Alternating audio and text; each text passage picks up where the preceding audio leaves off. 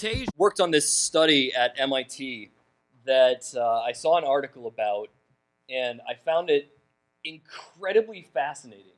Just a ridiculously fascinating study that really challenged my own notions around how companies should respond to data breaches.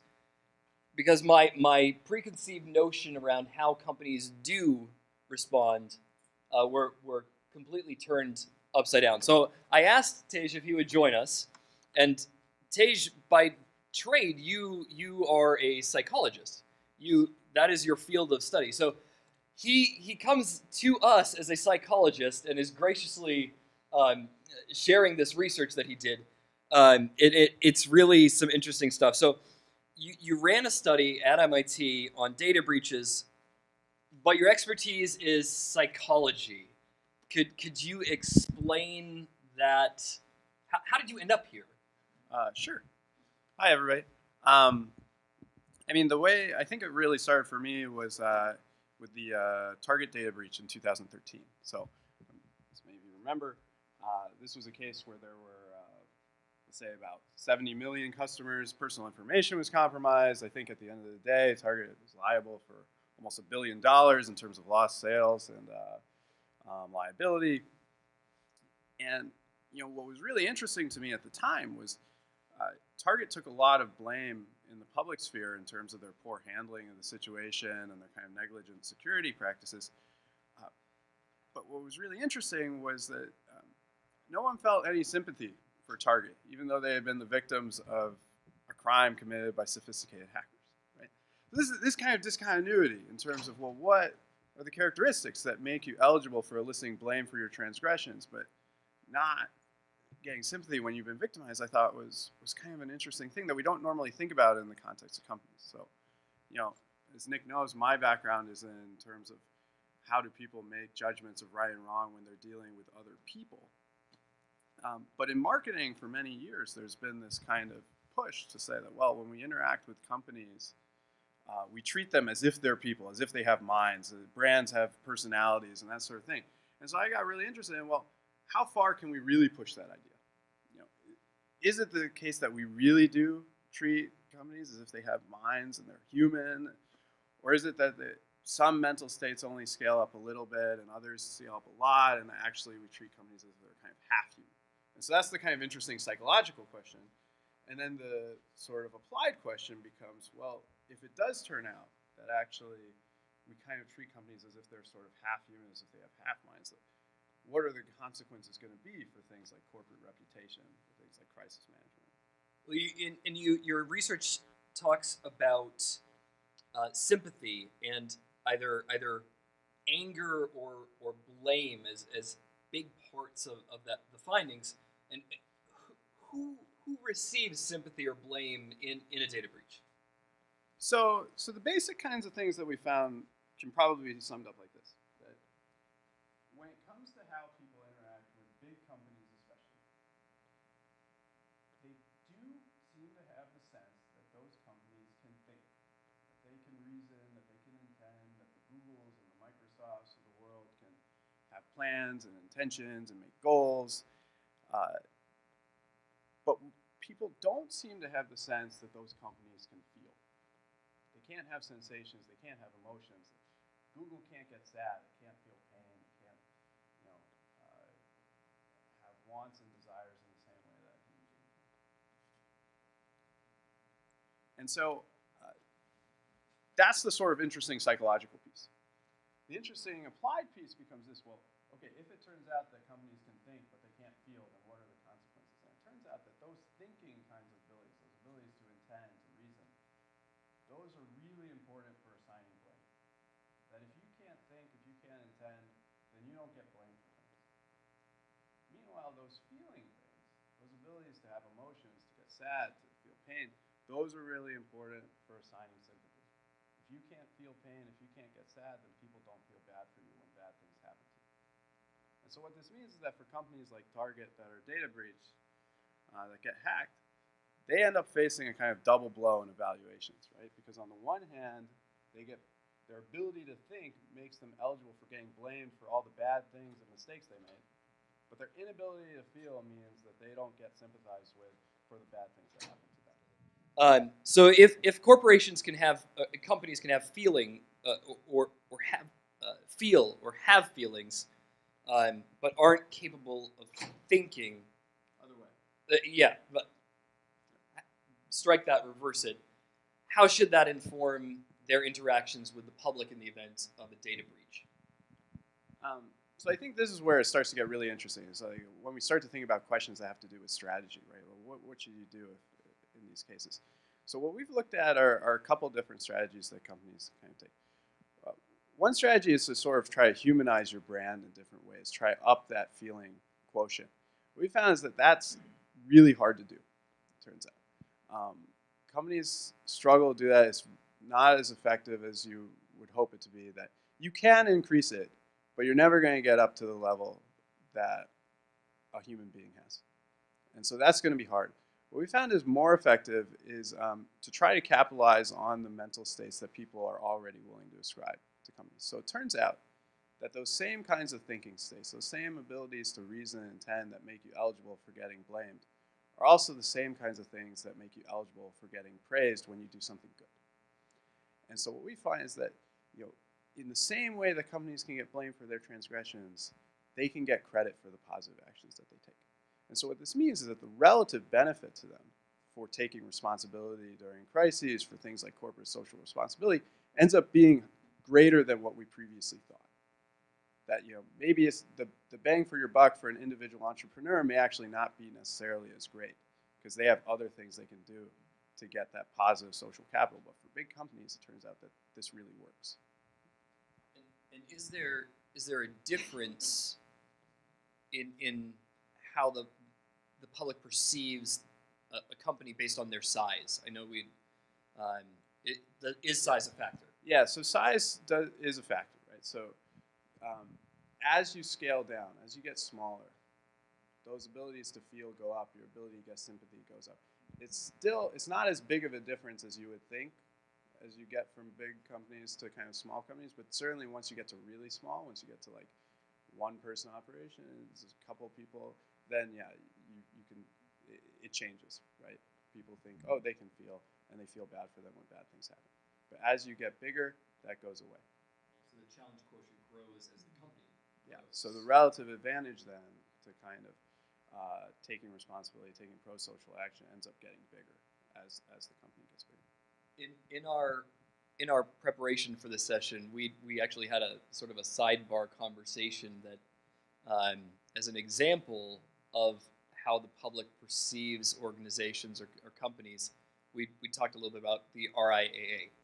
Do you want to share that example? And sure. I mean, I think that this is again, these sort of interesting questions about strategy that have to depend on, well, what kind of company are you talking about, and how big is it, and how does that inform then, your response? And so I think the RIAA example had to do with, is there a difference essentially between conflicts that happen B2B, so company to company versus company to consumer? And this is stuff that we're really just starting to scratch the surface on. And one of the things what we found is that it turns out that counterintuitively, if you have a conflict between a company and a consumer, companies end up doing better when the focus is on who was to blame, which side was to blame, than when the focus is on which side was victimized, right? So imagine you have a conflict where both sides are saying, hey, the other side is blameworthy, I've been victimized. It turns out companies do better when the focus stays on the blame. And the reason is because the individual consumer or the individual that they're in conflict with is capable of both. They can be blameworthy or they can be a victim. But the company is only capable of being blameworthy. They're not capable of being a victim. So then if you focus on blame, both sides are going to do equally well. If you focus on victimization, the consumer is going to come out ahead. And so the example we were talking about with the music industry was initially, the music industry, when they started going after individual pirates, they really justified their actions by talking about how they were suffering in a certain sense. And that was a terrible PR decision at the time. And that they ended up pivoting in a really interesting way. One way was to kind of shift and say, well, actually, it's these individual artists that are the ones suffering, right? They're the victims here. But the other thing they did was to really shift towards saying, oh, well, this is a blameworthy criminal act that these people are doing, and to really focus on that. And I think that was probably the right move for them. I love that example because it really highlights, because we all, saw that play out in the news, and it sort of plays on our own feelings as well as we saw that unfold. Initially the RIAA was casting out the individual people downloading music, and it really cast the RIAA, the music industry, as a villain, and there was no sense of victimization, even though people were downloading music illegally. It's the corporate versus individual. It's really fascinating. So, given all these findings, what would be the ideal response? So, let's say I'm a company, or we're a company. We just got hacked. We then need to, based on our reporting requirements, tell the public that we got hacked. How should we handle it? Yeah, I mean, I think anytime we're talking strategy, right, it's always going to depend on things like what are your relative costs, and then what we're finding is like what kind of company are we talking about here? What kind of company are we dealing with? What kind of organization? And what we're finding is that if you could imagine, let's say, two broad swaths of strategies, right? One type of strategy is to somehow deflect blame, avoid responsibility in certain ways, and another kind of strategy is to really accept that responsibility and to make assurances that it's never going to happen again, and to invest in the kind of upfront costs that are going to prevent future problems. And what we're finding is that as you get smaller, especially as you get toward individual entrepreneurs, but really in small-scale operations, they're going to have response flexibility. It turns out that they can kind of respond in different ways, either of those kind of two paths, and they're going to do relatively okay. But as you get bigger, you lose that response flexibility, because nobody's going to sympathize with you if you try to deflect blame and say, hey, this wasn't my fault. And so ultimately what ends up happening is that the bang for your buck, the return on taking responsibility, I think, ends up being really high, right? And I think we can see lots of examples of this, where companies really take responsibility, where companies really invest in positive action. It turns out that they get a big benefit from that. But what we're finding is that benefit may actually be greater than what we previously thought, turns out. So you're doing a costing analysis.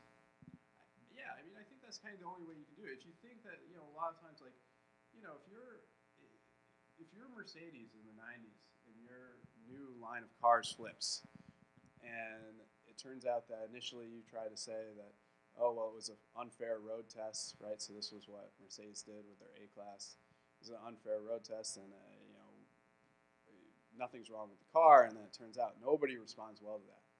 Then a month later, you have to pivot and say, okay, there is a problem with the car. Actually, we're going to recall all the cars that we've sold. We're going to halt production. We're going to work on, some sort of revolutionary stability system. Right? Those are huge upfront costs. But then 10 years later, it turns out that that's their best-selling line of cars. They're seen as this kind of leader in the industry. And so maybe, what we're getting at is this idea that upfront cost is going to be more worth it to some kinds of companies than to others. And for big companies, that upfront cost is really going to pay bigger dividends. So if you were counseling Samsung, given everything that they're facing with their global recall on their phones, and both the first round of phones and the second round of phones, their batteries and now a secondary problem that is, at least according to some people, not related to that. So I think there's two kinds of things that come into play here. One kind of thing is you could take just the kind of data we have so far, and it would say, actually, yeah, they're a really big company. They should really just kind of own up to what's going on, and they should take responsibility. And that would be my instinct based on the data we have. I think the question we haven't explored yet is, what role does being in some sort of really intense competition play in this, right?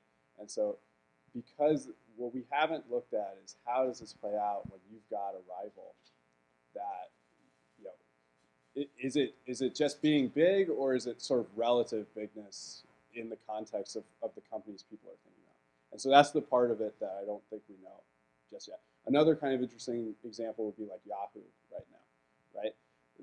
They've blown it. But it turns out that they've been blowing it for so many years. And so what happens under those two where consumer confidence is already so low in this big company, like, can they really now afford to kind of say, well, this time it's going to be different, we're really going to own up to it? Or is it something where actually they've lost so much credibility at this point and their market share has been going down that they actually can't absorb that front end cost? Those are the kinds of things that I don't think we know just yet. That'll be some interesting research for you in the future. I mean, those are things that, yeah, I don't even know if that lends itself that well to kind of academic research so much as, because those are real contingency things that are always going to depend on sort of the particular costs sometimes. But yeah, it is interesting to think about. Did you look at, or if you didn't, would you have any thoughts on differences between a corporate breach versus a government breach, and how consumers / the public would view those? One thing that we did is we looked at how people respond to lots of different kinds of organizations. You know, it turns out that big companies are the most extreme in terms of this difference where they can think and they can't feel. Like as you shift towards smaller groups, as you shift toward companies or nonprofits, they start to be seen as having slightly more abilities to feel and stuff. In the context of government, it turns out that people don't ascribe much mental activity to governments very much at all. What they ascribe are kind of various sorts of motives, but they don't seem to, it's unclear what's going on. Government's kind of weird.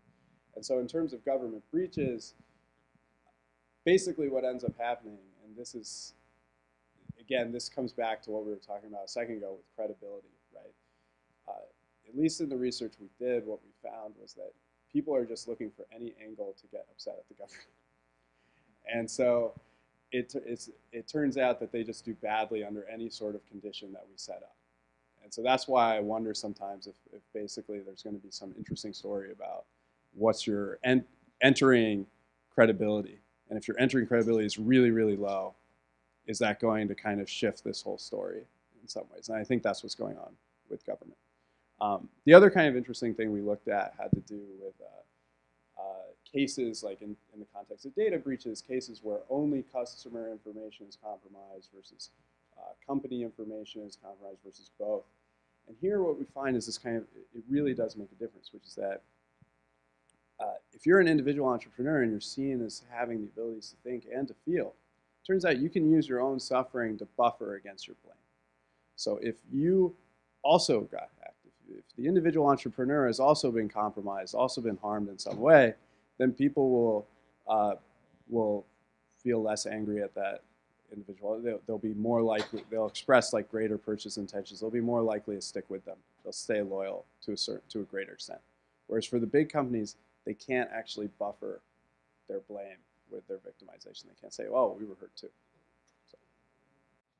If you are interested in this research, go to Tage Rai's profile on either the website or the app, and there's a link to an article. It's the article that I actually read initially and got in touch with Tage.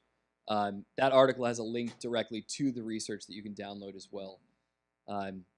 Thank you so much for being here for this. It's very appreciated. Thank you.